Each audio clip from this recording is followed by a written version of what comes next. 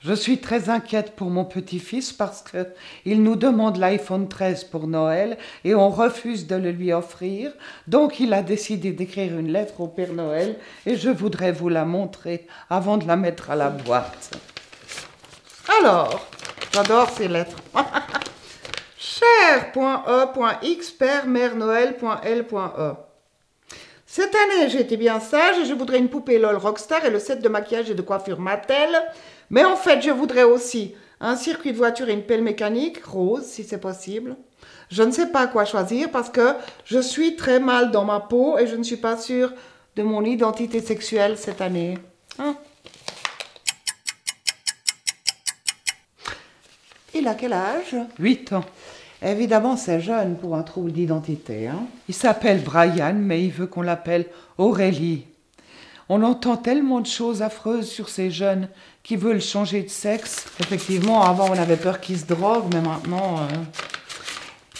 Il s'habille en fille? Non, pas du tout. On ne sait plus quoi faire, docteur. Est-ce qu'on a fait quelque chose de faux? Non, je ne pense pas. Premier point, je suis un peu étonnée qu'il croit encore au Père Noël à 8 ans. Oh, mais il y croit.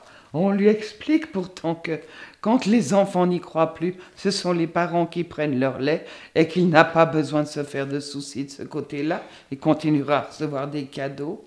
Mais voilà, non, il y croit dur comme fer.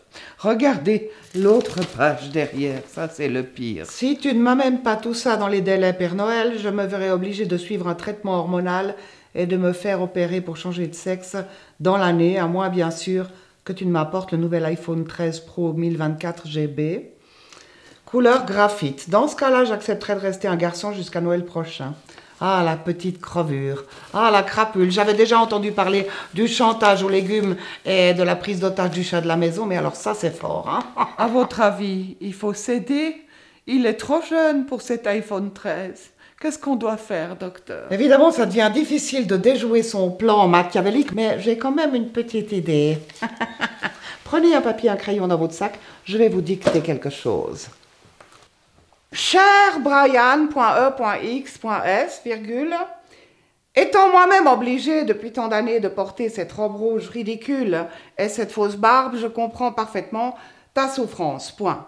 D'ailleurs, je me sens beaucoup plus petite souris que Père Noël.